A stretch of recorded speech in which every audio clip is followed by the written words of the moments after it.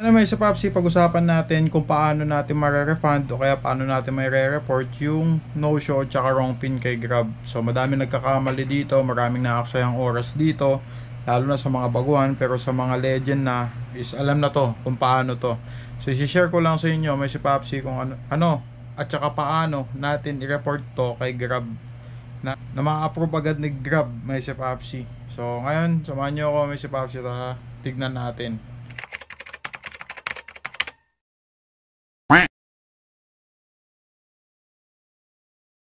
Si Papsi, simulan na natin. Alam naman natin may si Papsi bilang Grab Food Delivery Rider na 15 minutes lang yung limit natin sa paghihintay bago natin i-report, at saka kailangan ng mga kaukulang dokumento o kaya proof o kaya screenshot o kaya mga picture na katibayan na tayo ay wrong pin o kaya no show natin yung wrong pin. So na-experience natin to may si Papsi nung January na wrong pin yung customer at pinin niya is dito sa may bandang Makati, tapos magkapangalan pala ng hotel yung Makati dun sa Bacoor. So ang nabook niya is dito sa Makati, which is sana dun sa Bacoor. Chat naman siya may si Papsi o kaya nag-update siya sa chat, ganto yung pin location is mali. Dalawa yung ano nun may si Papsi, dalawa yung parang explanation nun may si Papsi. Meron kasi yung iba na wrong pin pero malapit lang. Kaya kung mabait yung customer may si Papsi is kakausapin ka nun na bibigyan ka ng additional. Pero kung talagang malayo talaga, yung katulad nung na-encounter natin Makati yung na pin ay which is dun sa Bacoor sana, yun lang, malabo na talaga yun. Siyempre kailangan mo din sabihin sa customer din may si Papsi para sa ganyan is ma-refund niya din at may declare mo din yung no show na sinasabi mo. So yan, be sure lang may si Papsi na while arriving at drop off may si Papsi is nandun ka na within 15 minutes waiting to at least makita ni Grab yung effort natin na naghintay doon sa customer, nakita niya yung conversation natin, yung tawag na tinawagan mo, para sa ganyan is mapadali yung reimbursement ni customer o kaya yung reimbursement mo para magkaintindihan. Hindi lang ikaw magre-reimbursement, pati yung customer kasi Grab pay yung payment. Ayan, yun yung wrong pin may si Papsi. Sa karamihan yan, wrong pin, yun nga, magkakapangalan yung drop off, pero iba yung lugar na napipin usually yung mga nangyayari. Tapos dako naman tayo dito sa may no show. Dito tayo nagkakaberya lahat ng mga Grab Food Delivery Rider may si Papsi. So sa mga di nakakaalam, 15 minutes lang talaga yung maximum limit na paghihintay, pero ang ginagawa natin may si Papsi, naghihintay tayo talaga ng 30 minutes para sa ganyan mas confirm, tapos siguraduhin natin na nasa arrive na tayo dun sa mismong drop off para sa ganyan may count na yung minutes. Tsaka kailangan nasabihan mo dun sa chat ni Grab o kaya mga proof na nandun ka na, tapos tawagan mo 3 beses. Kung wala talagang response may si Papsi, pasensya na lang, no show talaga yun may si Papsi, no?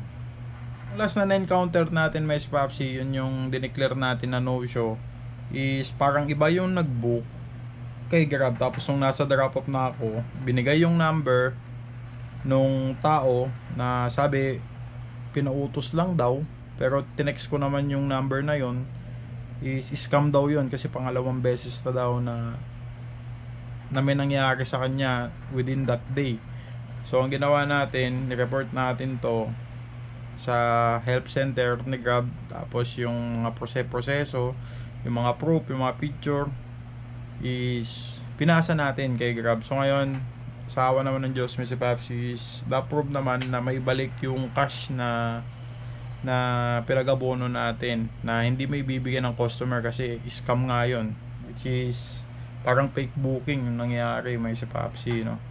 So ang process pala noon may si Papsi, pag nagre-report ka ng ganun is maghihintay ka ng mga around 2 to 3 days process. So nireport ko siya Sabado kasi ng gabi yung nangyari.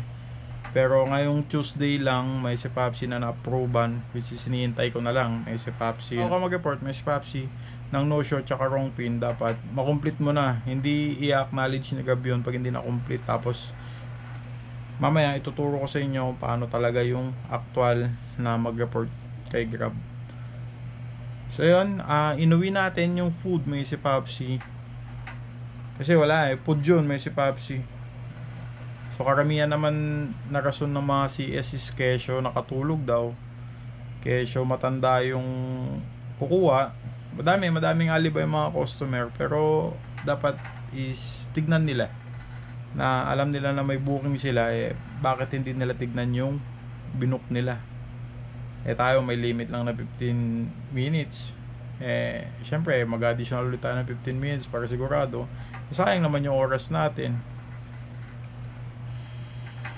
So yun, 15 minutes policy ni Grab.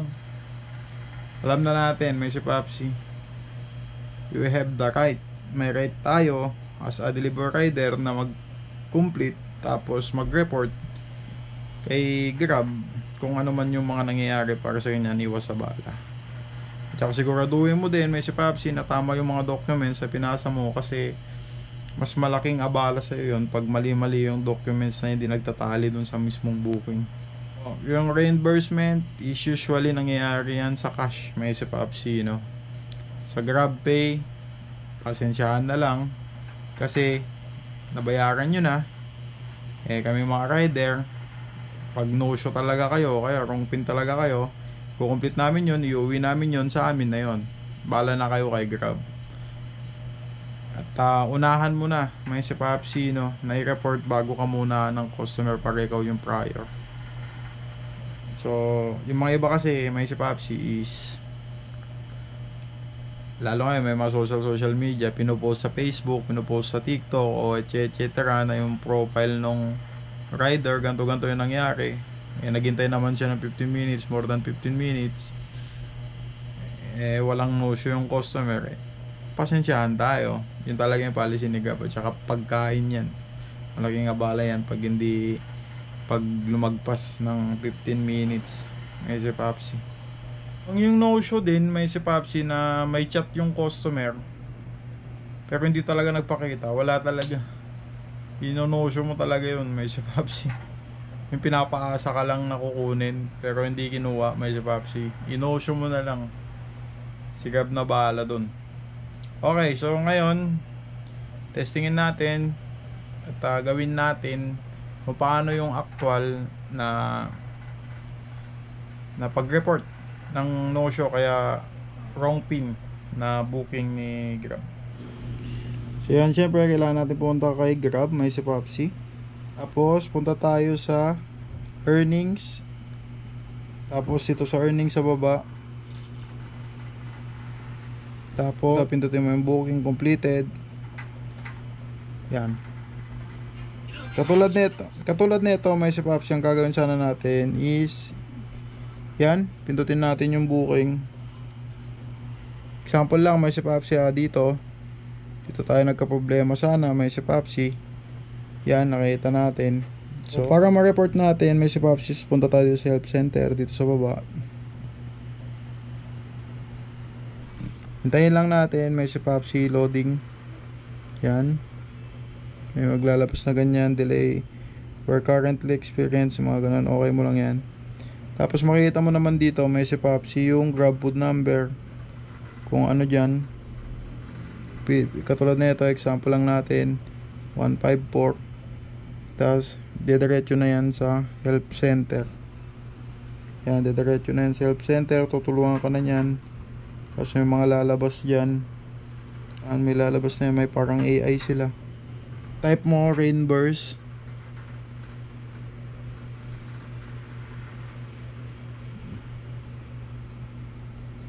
Yes, report booking payment issue. Yung cash lang pwede reimburse may si Papsi.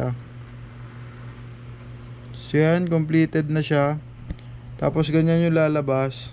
So yan, pipili ka dyan may si Papsi kung food ba o mart. So tulad ng example, food sana. Tapos ito yung mga pwede mong gawin. Makipag-ugnayan ka sa customer gamit ang chat o call button sa iyong Grab app para masiguradong nasa tamang lugar ka. Habang nanya ka, tignan kung meron silang eksaktong halaga cash, kung wala ay paalam sa kanila. So yun, tapos baba mo lang, basahin mo lang yung mga yon. Yan. May tanong dito, what booking are for reimbursement bursering for? Select mo lang dyan. Yan, enter no show kaya wrong pin. Let's say, sabihin natin no show. Tapos yung description, yung nangyari.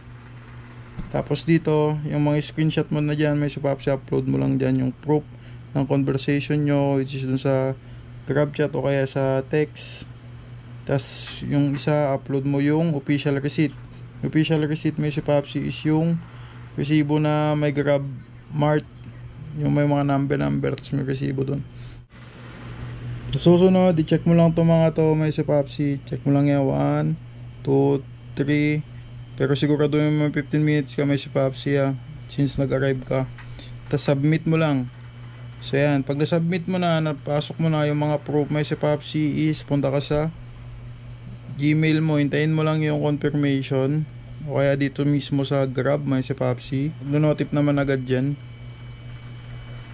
So dito ka sa profile. Tapos dito sa inbox. Tapos dito ilalabas dyan your issue has been resolved. O kaya kung hindi dyan may Papsi, punta ka dun sa email mo para mas sure ka, punta ka dun sa email mo. Yan, nandyan. So pag nandiyan ka na may Papsi sa email mo, yan may lalabas dyan kung magkano yung halaga, magkano yung mga na-credit, ganyan. Hintayin mo lang may Papsi, basta may proof ka lang. Kung kulang naman yung pagsesendan ng proof may Papsi, reply mo lang yung mismong Grab, tapos send mo lahat ng mga picture sa kanila para sa ganyan mas mapadali. So yan, may chat si Grab sa'yo na ganyan, may Papsi na resolve na, tapos tingnan mo lang yung issue, pare-confirm mo lang may Papsi na okay na yung eto na. So ito yung sinabi, dineclare ko yung halaga, may Papsi. Alam na importante makuha mo ang Grab food reimbursement para sa iyo, no show order. Matapos namin i-review ang request, masaya kaming ipaalam na iyo nasa approval process na. Ang buong halaga ay 969 ay credit sa iyong cash wallet sa loob ng 24 to 48 hours. Narito ang detalye, booking ID, nandyan na lahat, may Papsi. So yan, may mga nakasulat dyan. Yun, may Papsi, lagi mo tatandaan kung nag-report ka ng Sabado, Linggo, wala. Hindi pa nila makikita ng Grab yun. Dapat mga working days, Monday to Friday, tsaka nila asikasuhin yun. Pero saglit lang naman, may Papsi, makukuha mo na. So yun, may Papsi, yun yung actual na ng reimbursement kay Grab Food, may Papsi, para sa ganyan is may balik din yung nawala din sa'yo. So sana makatulong to lalo sa mga baguhan at sa mga legend dyan, alam na tong policy na to. At kahit anong iwas mo sa ganyang senaryo may Papsi, meron pa ding darating dyan na ganyang mga senaryo. Kaya dapat alam mo din to para sa ganyan is hindi ka din mahirapan, hindi sumasakit yung ulo mo na kakaisip kung ano yung mga susunod na gagawin mo, ano ba yan, yung kita mo napunta lang doon, ganun. Yun yung remedyo may Papsi. So hanggang sa mga susunod na video natin, sana nakatulong to. Peace out.